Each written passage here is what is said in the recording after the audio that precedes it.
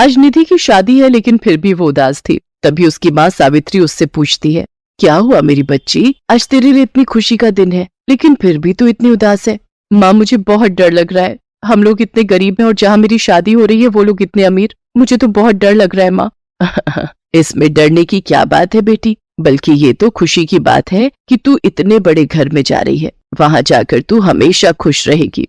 अपनी माँ की बातों से निधि को थोड़ी राहत मिलती है। कुछ देर बाद बारात आ जाती है और फिर निधि और रोहन की शादी हो जाती है। शादी के बाद निधि अपने ससुराल पहुंचती है, जहां पहुंचकर वो इतने बड़े घर को देखकर हैरान रह जाती है। तभी उसका पति रोहन अपनी माँ से कहता है, माँ मैं निधि को कमरा दिखा देता हूँ, आराम कर लेगी, शादी की रस्मों में इतना थक गई होगी ना। हाँ हाँ, बहू को आए अभी एक दिन हुआ नहीं और तू अभी से ही जोरू का गुलाम बन गया, जा ले जाकर दिखा दे इसका कमरा। अगले दिन निधि सुबह सवेरे 5 बजे उठ जाती है और नहा धोकर पूजा पाठ करती है, जिसके बाद अपनी पहली रसोई बनाती है। ससुराल के पहले दिन में अपनी पहली रसोई में निधि सबके लिए मटर पनीर, पूरी और हलवा बनाती है। सब बड़े ही खुश होकर खाते हैं। तभी उसकी सास उससे कहती है, बहू खाना अच्छा बना है। सचमुच निधि, खाना काफी स्वादिष्ट बना है। थैंक यू जी। अच्छा, आज तुम अपने पग फेरों की रस्म के लिए अपने घर जाने वाली हो ना, तो वहाँ मेरे बेटे का ख्याल रखना, उसे कुछ उल्टा सीधा मत खिला देना। जी माँ जी। उधर निधि की माँ सावित्री सुबह से ही घर की साफ सफाई करने में लगी हुई थी। आखिरकार आज उसके घर का दामाद जो आने वाला था। अजी सुनिए, जल्दी कीजिए ना, मैं घर की सफाई कर लेती हूँ, आप तब तक बाजार से सामान ले आइए।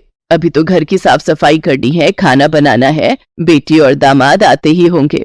हाँ हाँ, तो इतना परेशान क्यों हो रही हो? अरे अपनी ही बेटी के पग फेरे की रस्म के लिए तो घर आ रही है, इसमें इतना बौखलाना किस बात का? वो इसलिए क्योंकि अब बेटी अकेली नहीं आ रही, उसके साथ इस घर का जमाई राजा भी आ रहा है। रोहन एक बड़े घर से था और शादी के बाद आज वो पहली बार अपनी ससुराल आ रहा था। दामाद की खातिरदारी में कोई कमी न रह जाए, इस कारण सावित्री और दीनदयाल सुबह से ही तैयारियों में लगे हुए थे। सुनिए जी, आप बाजार जाकर नमकीन, बिस्कुट, कोल्ड ड्रिंक और मिठाई ले आइए। दामाद जी पहली बार हमारे यहाँ आ रहे हैं। लेकिन मेरी जेब में तो बस 500 रुपए ही रखे हैं। ये आप क्या कह रहे हैं जी, ये सब सामान तो चाहिए ही, साथ में दामाद जी को विदाई के वक्त सगुन देना होगा, उसके लिए भी हमें कुछ पैसे चाहिए होंगे।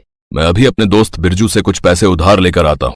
दीनदयाल बिरजू से पैसे उधार लेकर सामान लेने बाजार चला जाता है। उधर सावित्री पड़ोस में जाकर नई चादर मांग कर ले आती है और खाट पर बिछा देती है। दीनदयाल भी तब तक सामान लेकर घर पहुँच जाता है। कुछ देर बाद गाड़ी का हॉर्न बजता है, लगता है वो आ गए। सावित्री हाथ में पूजा की थाली लिए उनकी आरती उतारती है, साथ ही दोनों का तिलक करती है। रोहन अपने सास ससुर के पैर छूता है।